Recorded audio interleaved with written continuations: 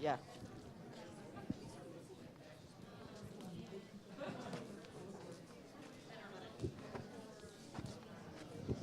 Please wrap up your conversations at the table anyway.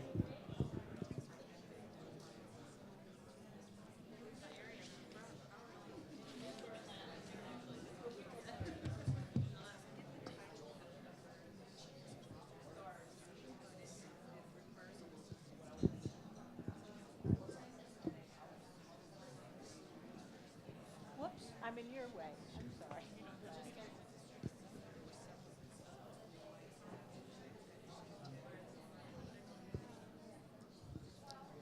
Okay, folks, let's bring the attention back to the full room because Mary and I are deep in your debt for the level of engagement you showed on this topic. Thanks for digging in for half an hour. We thought we'd use the last 15 minutes to hear things like, what came up for you, what came up as challenges and issues, what kind of solutions did you talk about, and what will you do when you go back home based on this discussion today, and also how can the Reengagement Network or the Aspen Forum staff support you going forward. So interested in comments along those lines or a curveball.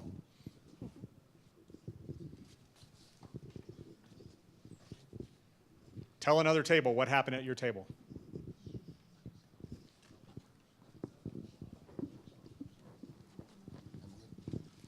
We just had a conversation with Emily, who works in academia around re-engagement youth. And one of the things that I think she aptly noted, as you also elevated, was the lack of infrastructure for what I'll tentatively call the second tier. So it's those that don't necessarily show up with the will, want, desire, and chutzpah to pursue the education, but the second tier who may need those supportive services.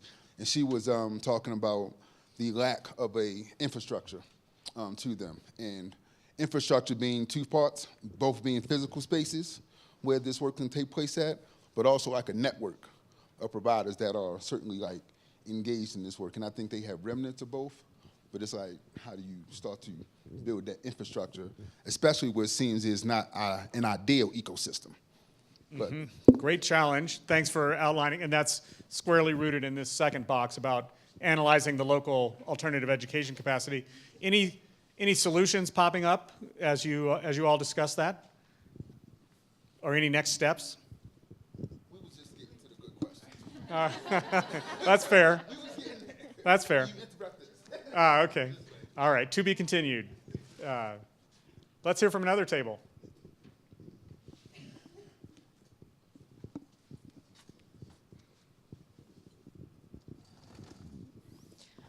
So a couple of us here at this table run intern and earn programs in New York City, and that is working with 16 to 24-year-olds in an internship and then placement model. And to be eligible for the program, you have to be disengaged for a period of time. And the period of time has now been shortened, we found out, but that period is still not short enough because in the time that is required, we lose a lot of youth all the time. So just looking for resources to document that data and then make a case for, again, shortening that period of time. And our frustration across the table was also, again, these resources to build the data, to collect the data and build a case.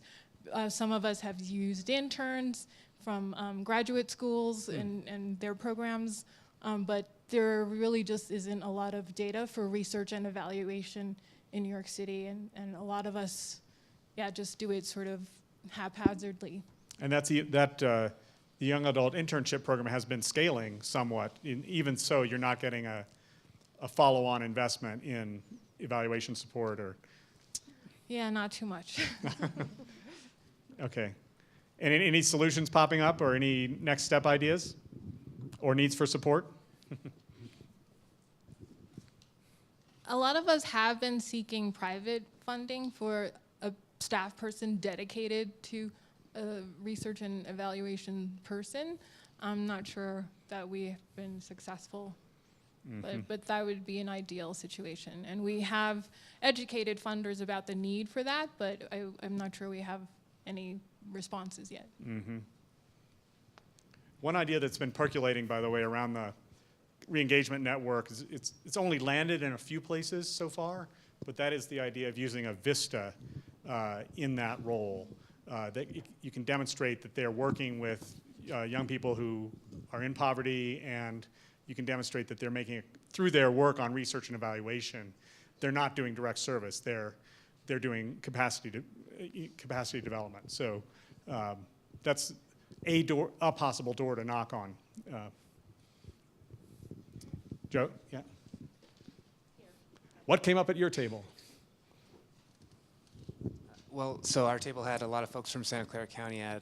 We don't have a re-engagement function at all, but we had Charlotte from Phoenix who was sharing a lot about the work. And then you have Silicon Valley. You've got a lot of computer capacity. Right. Yeah. Right. I guess the question for me, well, there's a couple of things that I'm curious about. I'd like to know, in terms of support, I think knowing more about how to conduct that segmentation analysis, it would be really critical.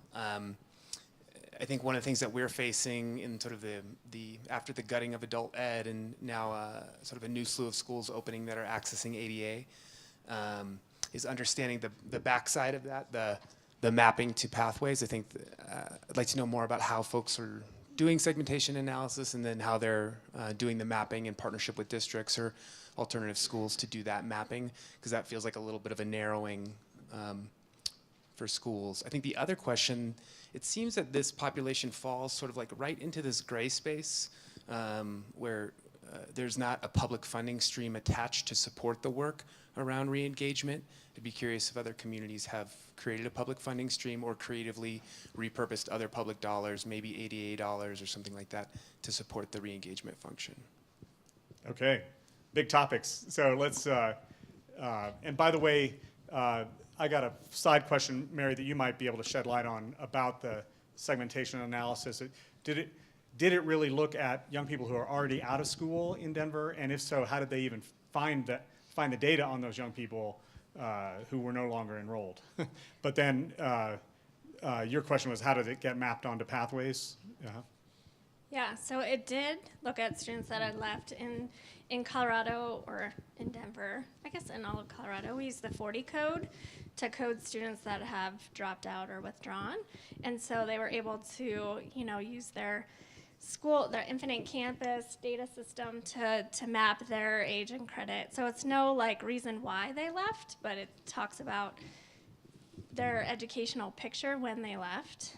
And I know Denver Public Schools had a lot of help from Jobs from the Future to do their segmentation analysis, and then just a lot of administration will to then really dedicate the time to figure out what are the best kind of pathways then for those students. And it took a long time. It took years and with small steps of okay, we're going to open this small program in this, bigger school building to serve this very small group of 40 students.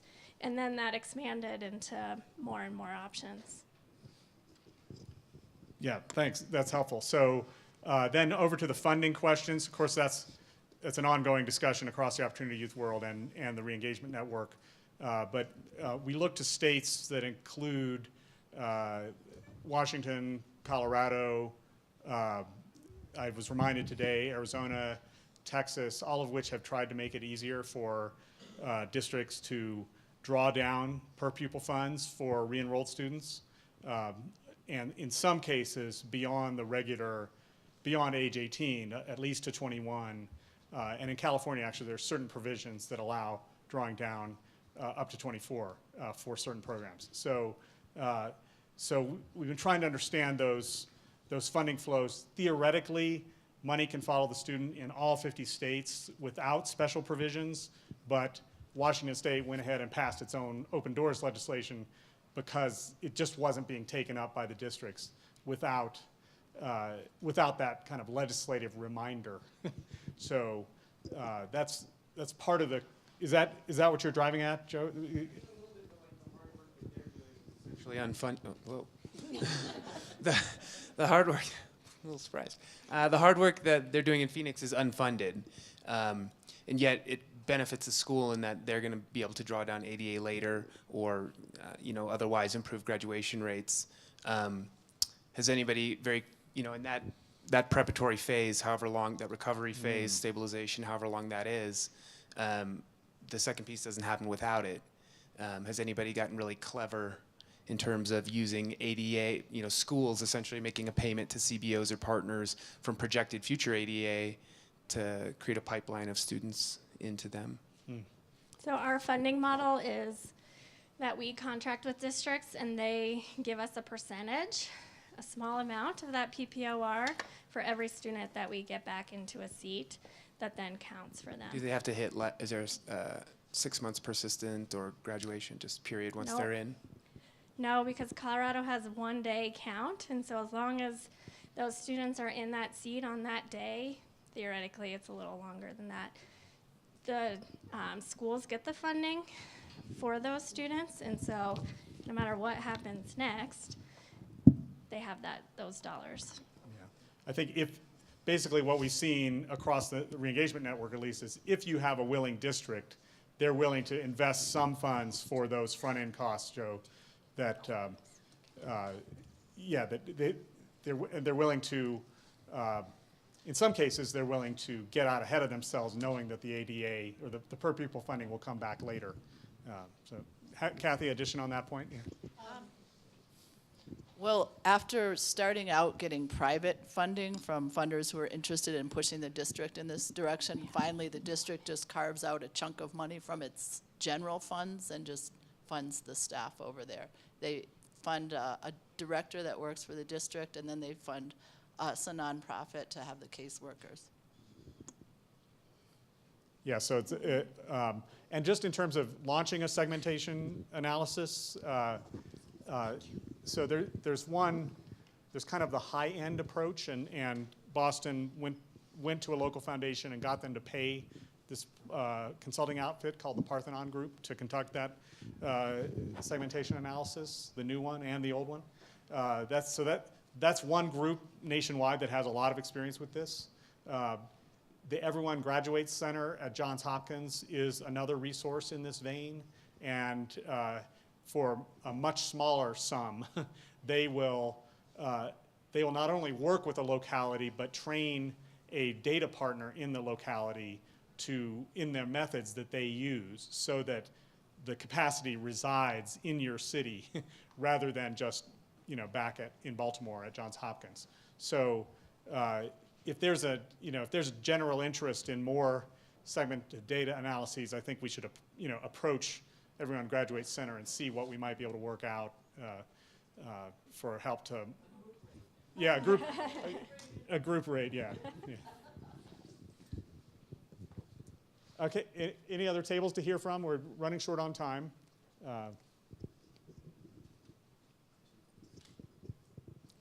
Every table is talking, but not every table is.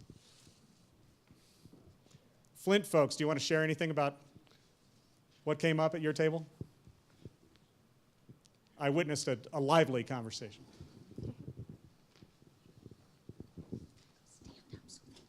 Okay.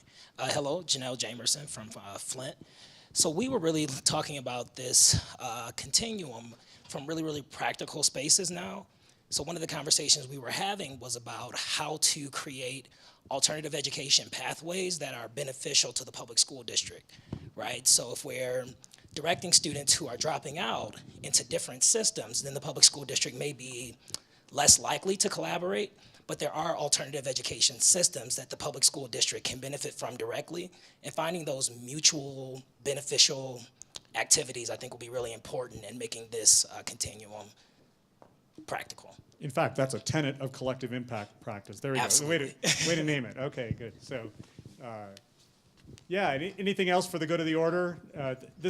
For those of you who are not already participating in the quarterly conference calls of the Reengagement Network or the forthcoming session in Washington, D.C. on December 3rd, That's the next national gathering of folks from the Reengagement Network. Every time we meet and talk, we're talking about something related to data, something related to funding. So that's an open invitation for folks to join.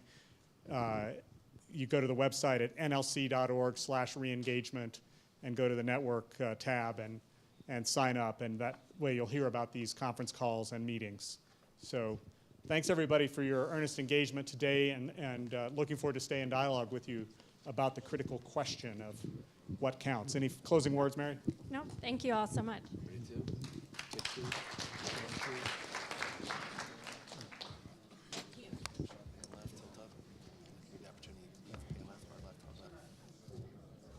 Well, as predicted, I thought it was critical to have